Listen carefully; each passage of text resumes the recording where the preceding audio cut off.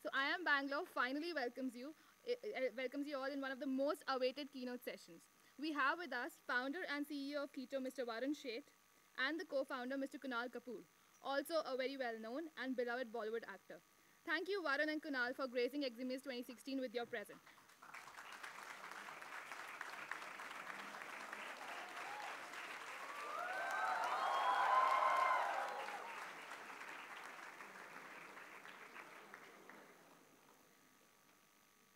To start with, Ketto is a Mumbai-based online crowdfunding platform for social causes.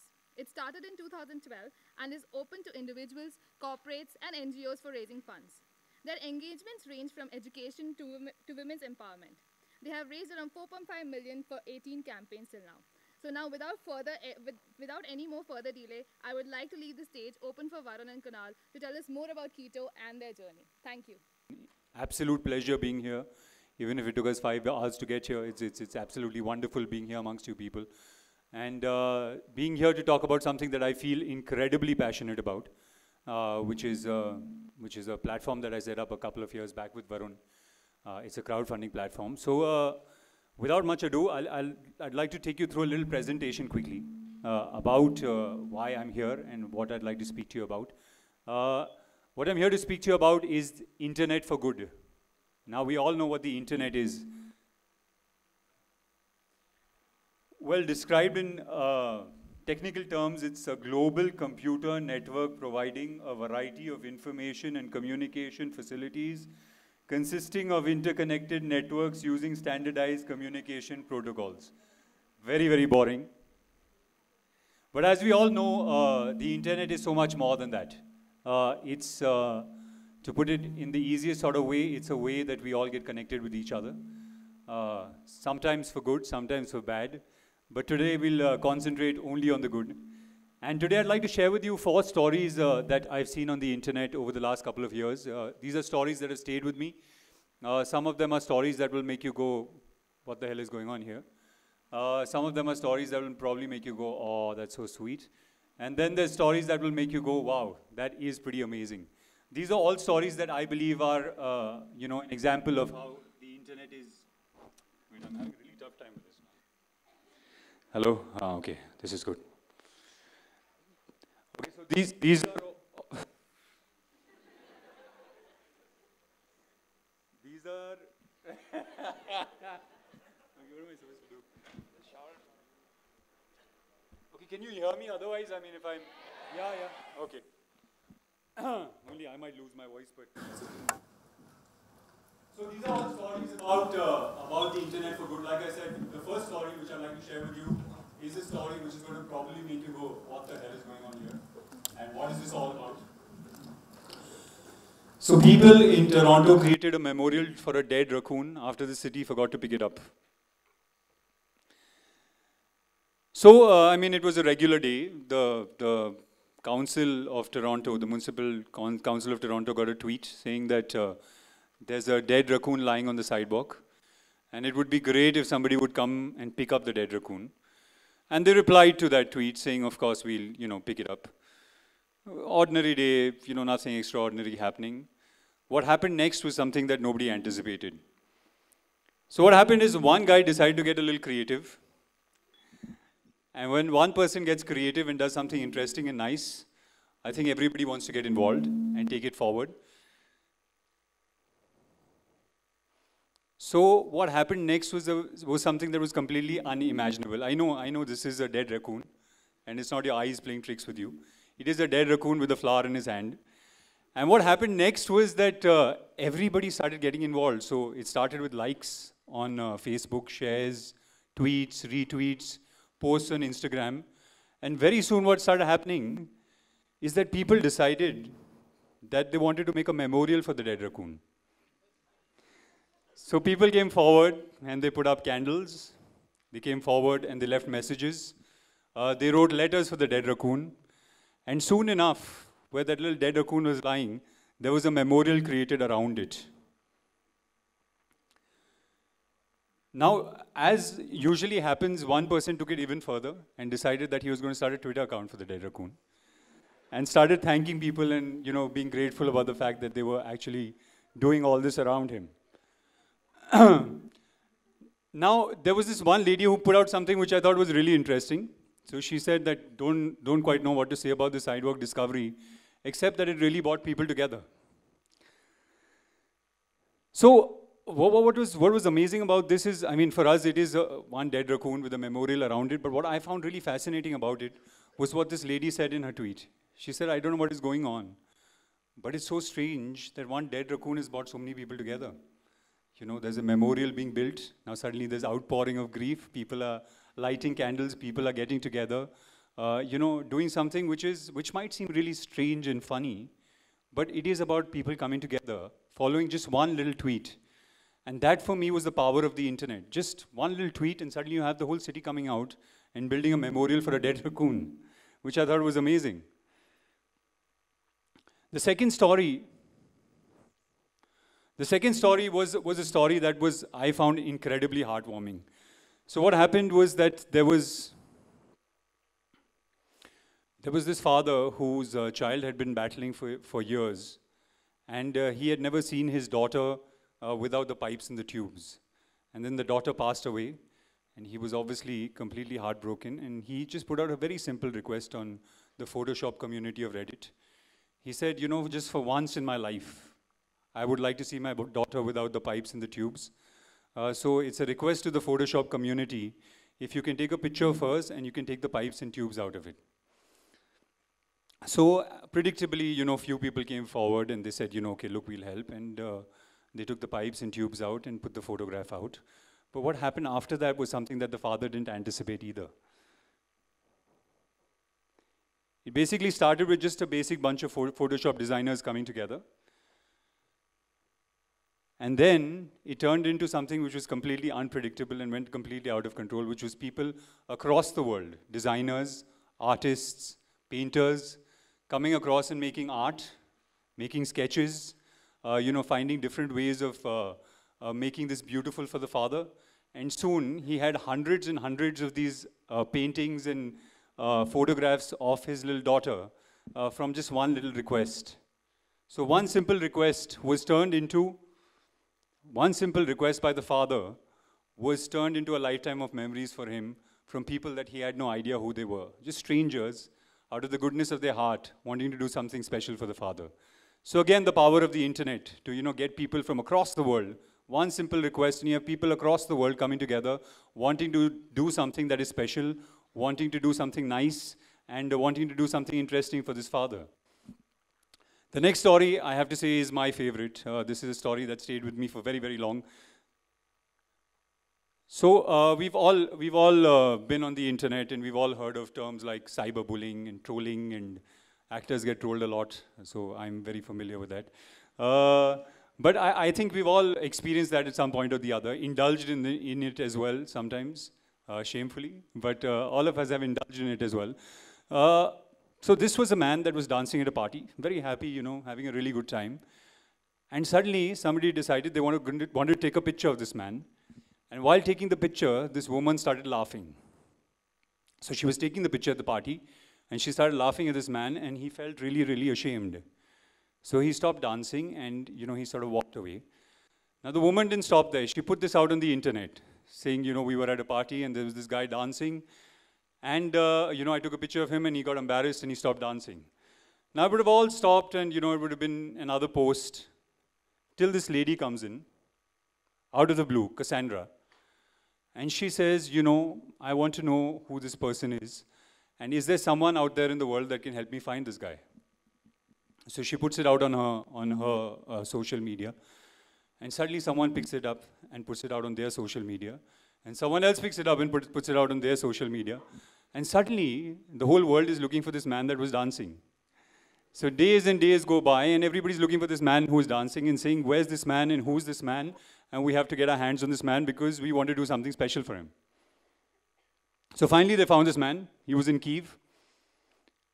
And they decided that they're going to have the biggest party in the world for this man because nobody wanted to see the dancing man stop dancing.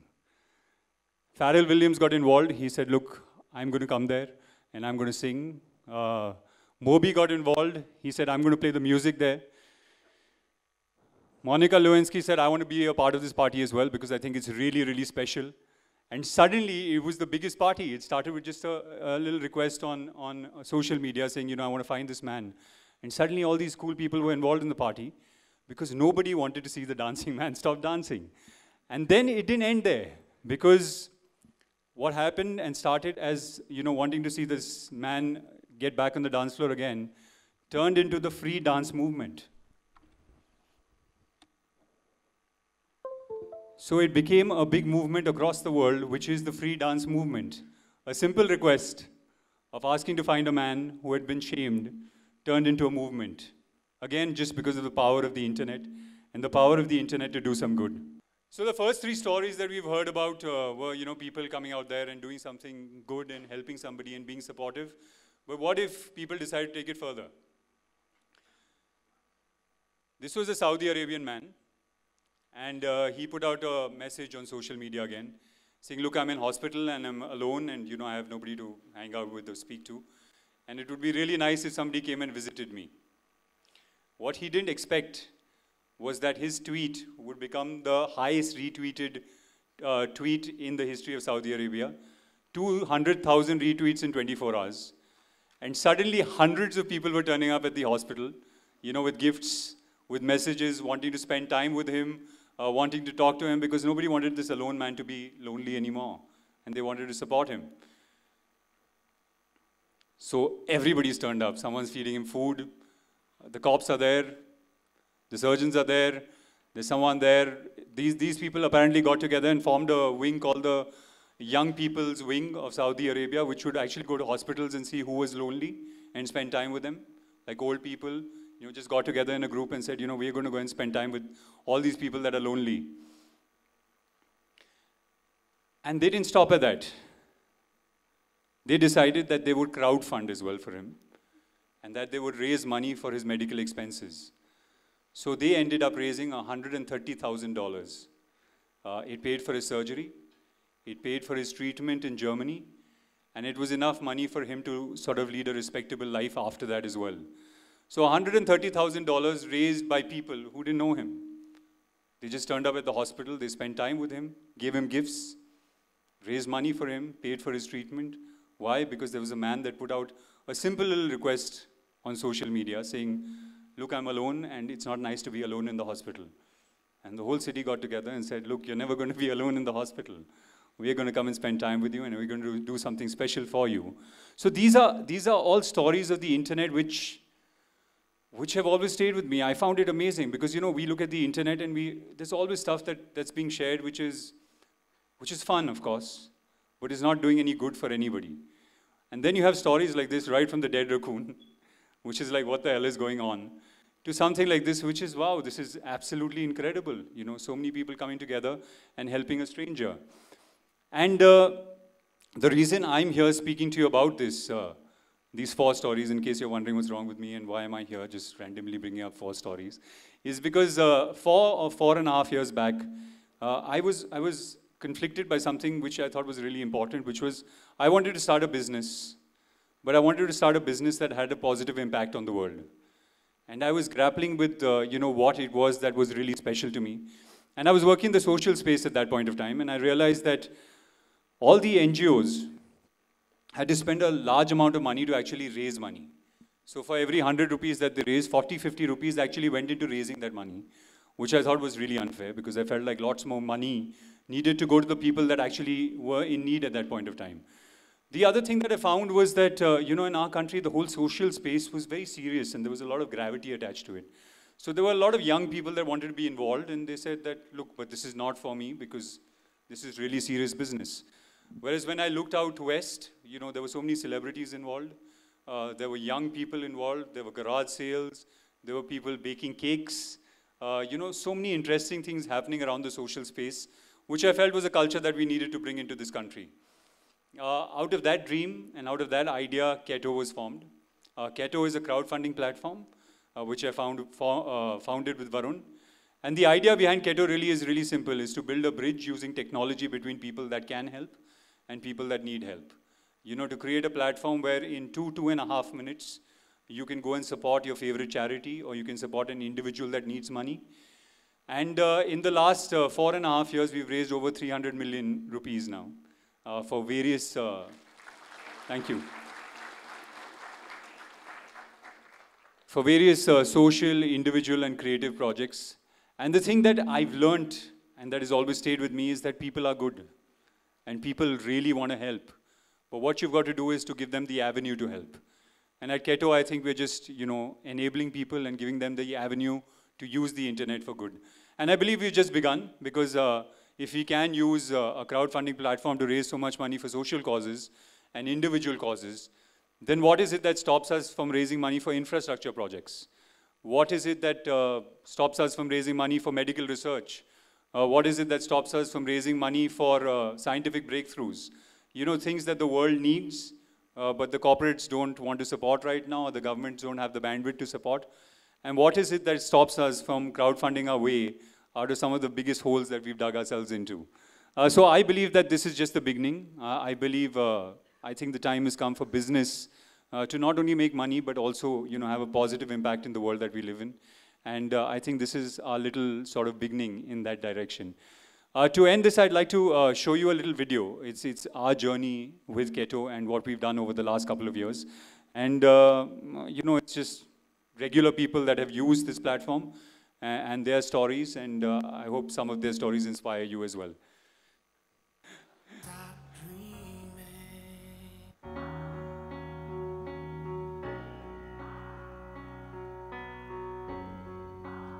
Hi, I'm Nishan Sinha. Hi, I'm Bhushan Jaisingh.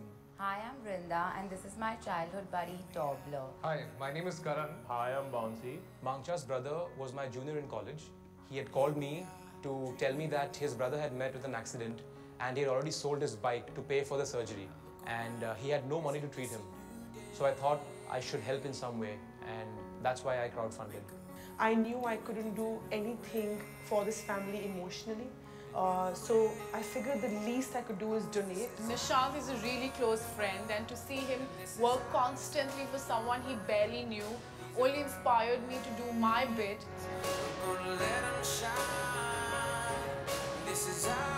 I've been reading about farmers committing suicide since a while, and I wanted to do something about it. When I found out that they commit suicide because their debt is as low as 5,000 rupees, I wanted to help at least 50 farmers out. I thought it was high time someone did something for the man who ensures there's food on our plate. Honestly, I had read a lot about farmer suicides in the newspapers and seen them on the news channels. And I realized I was not doing anything about it. So I thought, why not? Maybe a small contribution from my side could help save a farmer's life.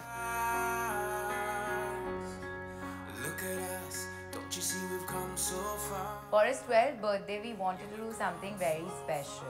We wanted him to be a champion for all other dogs, and neutering strays was the best way to go. Everybody talks about neutering stray dogs, but nobody really does anything about it. There are very few people I noticed who run campaigns for animal welfare.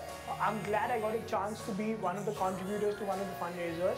I wish in the near future there are many more people starting fundraisers for animal welfare.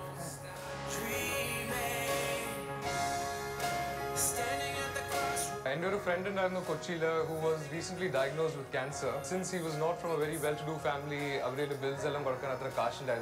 few of my friends suggested to go in for crowdfunding.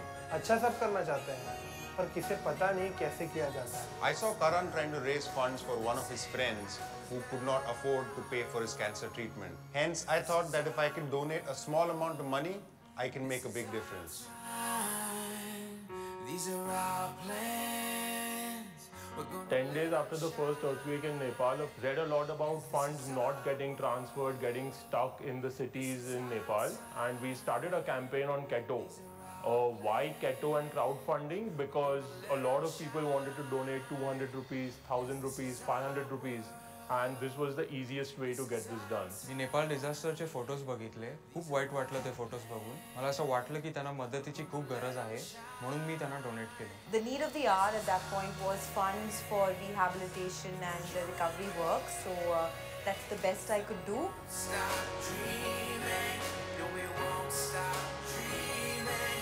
This is our world, and this is our time. These are our plans, we're gonna let them shine. This is our place.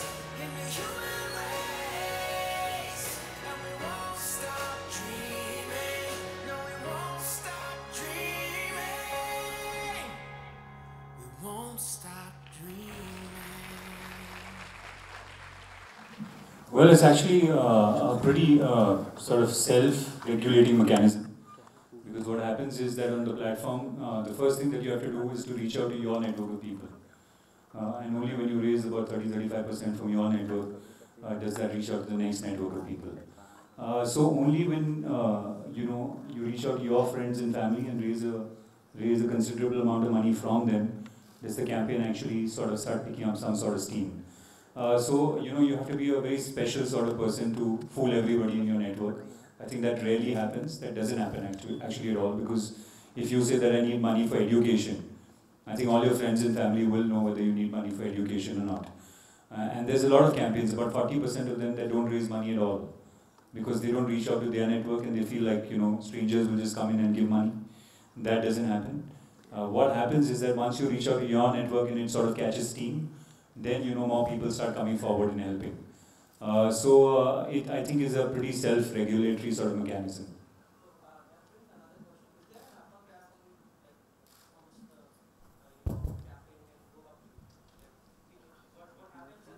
What happens if it's surplus? No, we stop when it...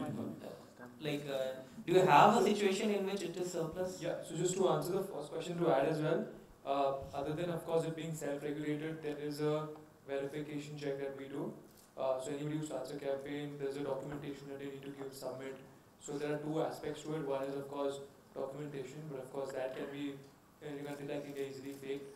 But the fact that you cannot fake your own network is the strongest way of regulating it in terms of there be not being fraud campaigns, or fraud people not raising funds. So that's number one. Second is that no, there is no upper limit in terms of amount of funds that you can raise. When you start a campaign, there's a manager that gets assigned to you, and the manager guides you and tells you what to do, what not to do, how much you can raise, what is possible, what is not possible. And if you land up raising more than your goal, of course that surplus as well goes to the campaigner, or the beneficiary of the campaign itself. But in 7 out of 10 times, you do see that if the campaign has met the goal, then people stop funding it because the requirement has been met.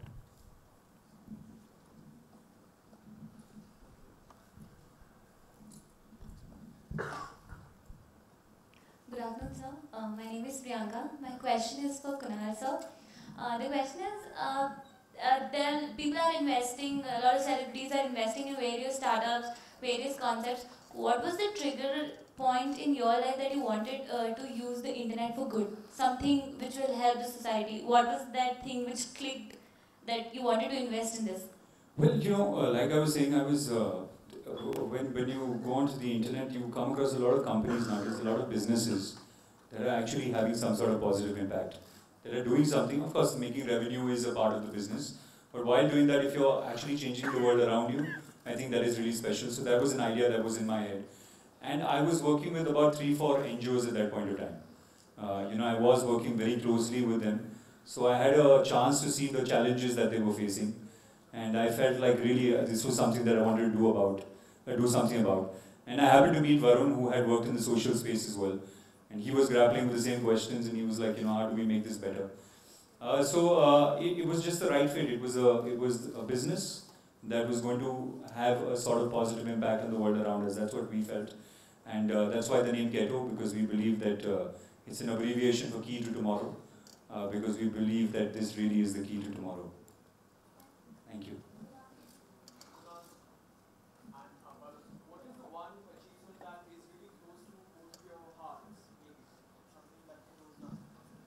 So one of the campaigns that really, this was very early, I think only in the first 6-8 months since we had launched the platform, and actually just changed the way we saw things, and we figured that wow, if this goes to scale, it can really change people in India. So there's a story of this girl, her name is Sheth and Kunal. She actually was a sex worker's daughter, and she was from Kamatigura in Bombay, a red light district.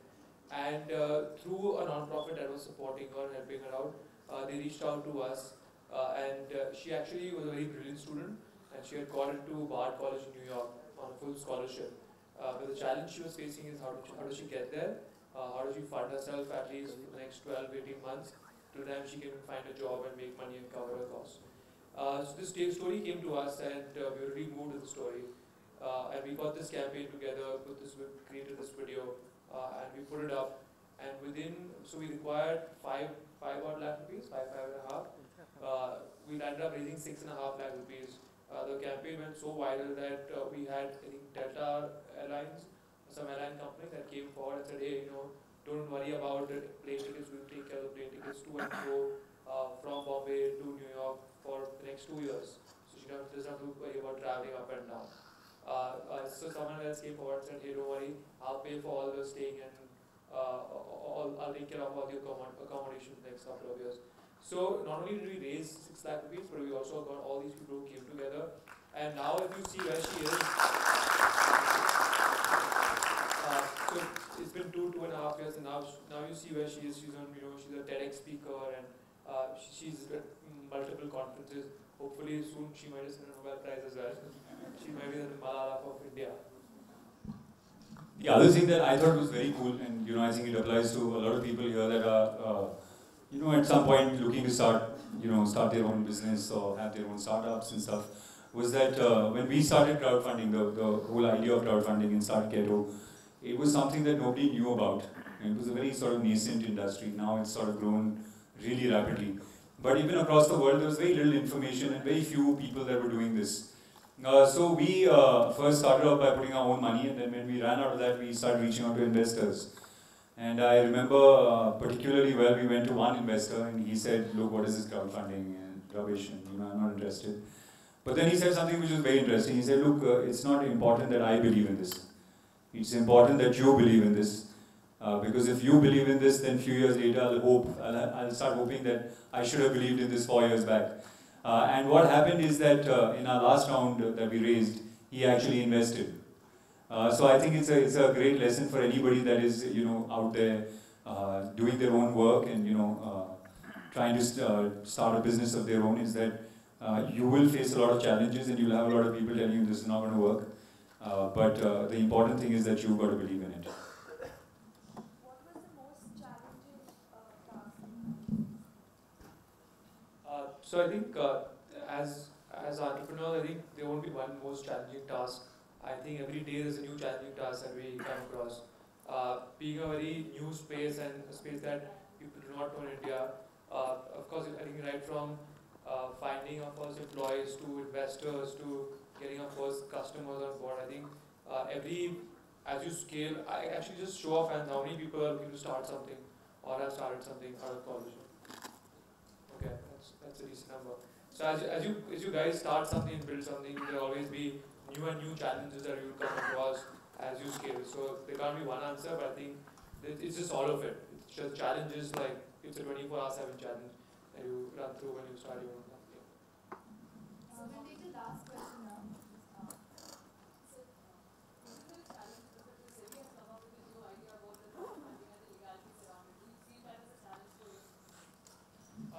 So I don't see that as a challenge. I actually see that as a good thing because the industry is so new and so small that the government is recognizing it.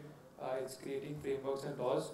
We're not into crowdfunding for equity. We're a reward-based donation model. We're not an equity crowdfunding model. So directly those laws don't apply to us. But the fact that the government is talking about it, recognizing it, creating frameworks, both RBI and SEBI, that's a really good thing for us because sooner or later it'll help us in what we're trying to do as well.